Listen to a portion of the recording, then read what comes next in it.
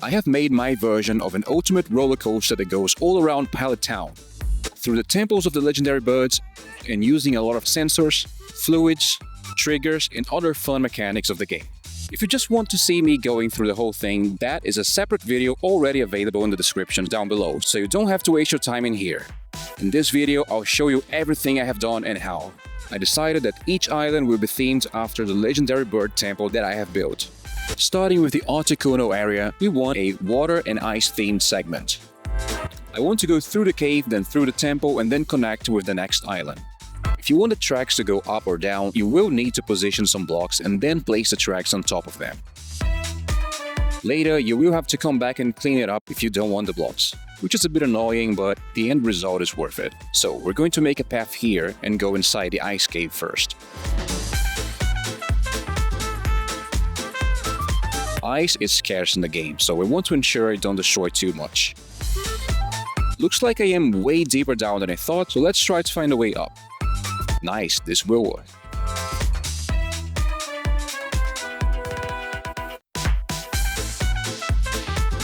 Now let's get the tracks going through the temple. Not sure how I feel about changing a nice looking place like this, but otherwise I don't think I would ever use this place, so might as well use it this way. Luckily, with this one, we can exit through the top.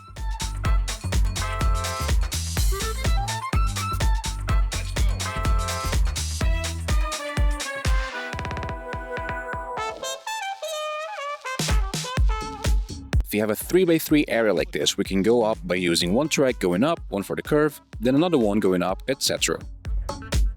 Nice, the temple's done. It looks a bit funny, but I'm sure Articuno won't mind. And now it's cleaning up time. Next, making the way to the next island. I decided I want to make an underwater path. I experimented at first with glasses so you could still see the ocean. Now give me a beat.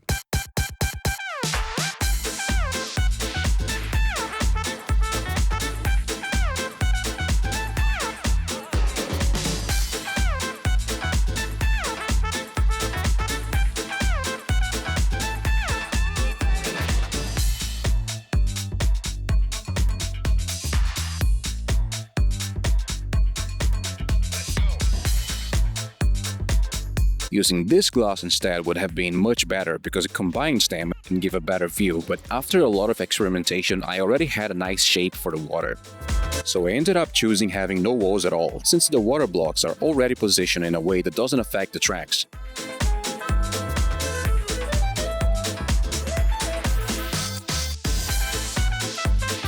Instead, I went with this layout with a line of ice blocks and water positioned on top of it, so that we have water falling on the sides.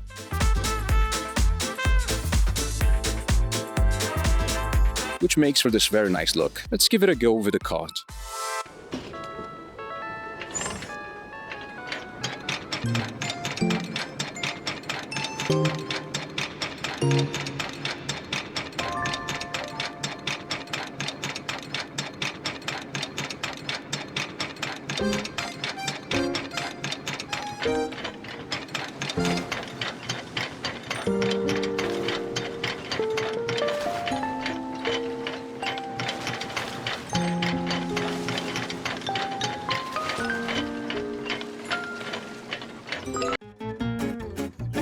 Okay, I love the way this looks right now. It's not perfect, but it gives me exactly the kind of look that I wanted.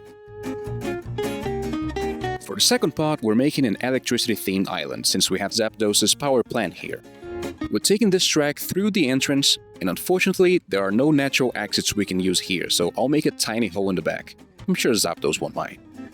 Now, we want to make it through the cave all the way to the other side.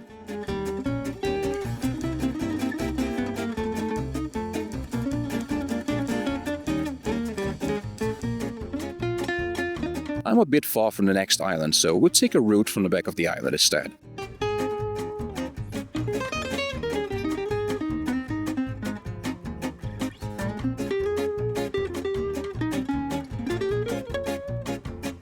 I really want to use this lake somehow, so let's experiment a little. I have decided to make a little underwater cave here.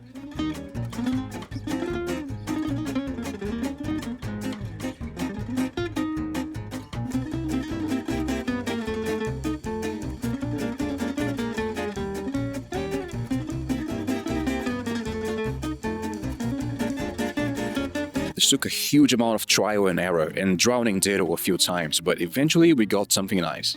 The trick is using Magnemite to adjust the position of the blocks and making sure that you don't drown in the process.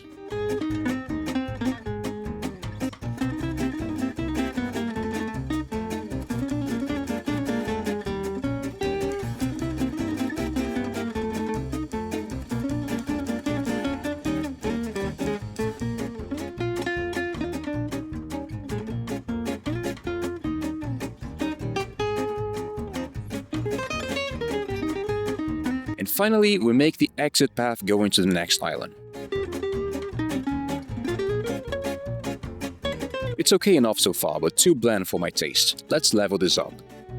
The theme is electricity, so let's get a lot of generators, energy blocks, lamps, and sensors. I added a sensor here to trigger a sequence of gates all the way there, which will release some water that is going to trigger those sensors and light up the wall lights.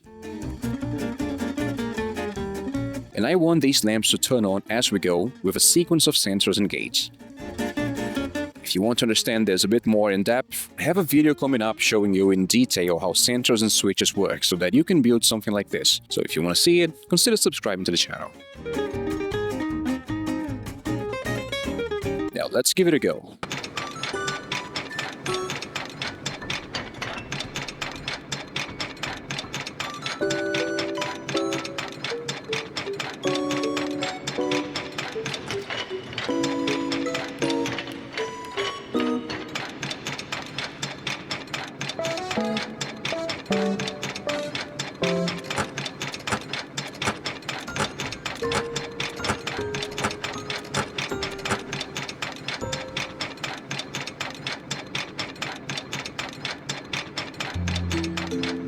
Nice! Next, we make our way to the Moltres' themed island, or fire area. We're close to the altar of flame, so we go straight in there.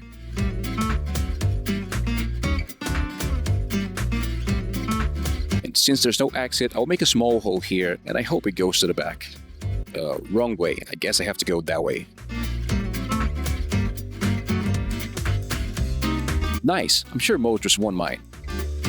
And now we make our way to the cave. I thought it would be nice for the entrance to have a lava door opening, so first let me create an area with lava here and a gate to hold it back. Now this will be tricky. You absolutely cannot go through lava or this will happen, so I need to trigger a sensor that gives me just enough time to enter the cave if I'm going at full speed. After a bit of experimentation, this is what I came up with. We trigger the sensor here, which closes the gate, and that gives us just enough time to go inside the cave at full speed. Next, let's make a path to the end. This cave is a dead end, so I'll connect it to the other one. And that took a bit of experimenting as I wasn't sure what the right depth was. I even hit the limit of the ground at some point. Because I'm stupid, it took me a while to realize that the other cave was above and not below. And then it's decoration time.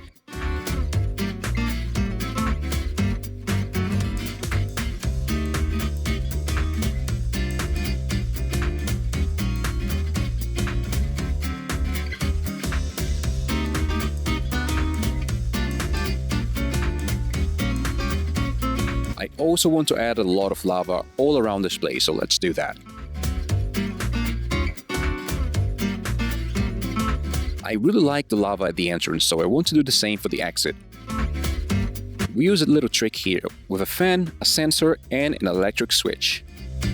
This trick has a lot of downsides, because you need to trigger it twice to make the sensor pick up the movement of the fan. But for this case, I'll use it anyway. I'll go over all these details of how these sensors work in my next video. The critical part is ensuring that at full speed, the wall of lava disappears at the right time. You can achieve this by experimenting with variations of liquids, the fan trick, or chains of gates to see what you like best. Now let's give it a try.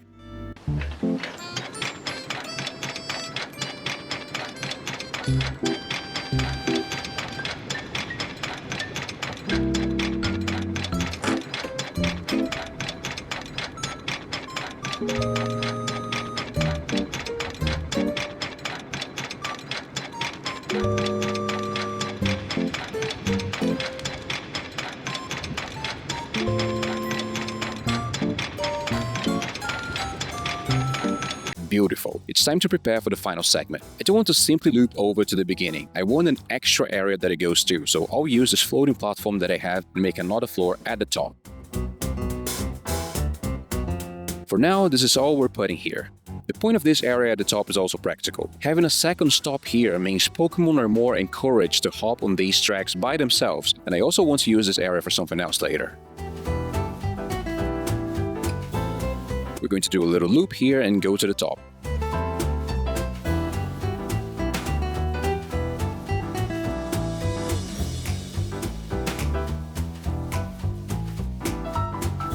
But I wanted to finish the whole thing with a final element, fireworks. You can use a sensor to trigger fireworks as well, but the annoying part is having to manually reload the cannon every time beforehand, which is a big caveat, but for this video I'll do it. This involved a lot of testing where to position the cannon and the track so that it would fire at the right place and time.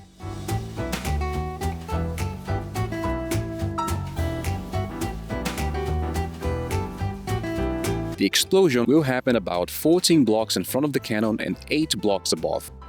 In the end, having the cannons in these positions and the tracks like this means that I can trigger an explosion exactly where I want.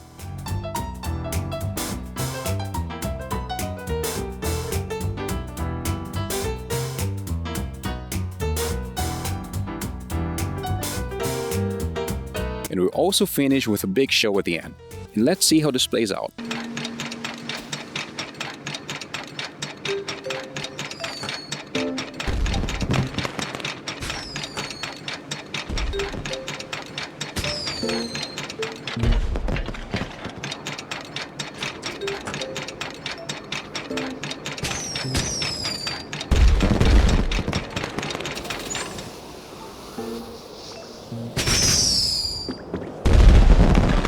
Amazing, I can't believe it actually worked. And just one final thing, which unfortunately I lost the footage for, is that I eventually went back to the space between the first and the second island to make this little underwater passage here. And that's what it looks like when being used. I hope Charmander is okay though.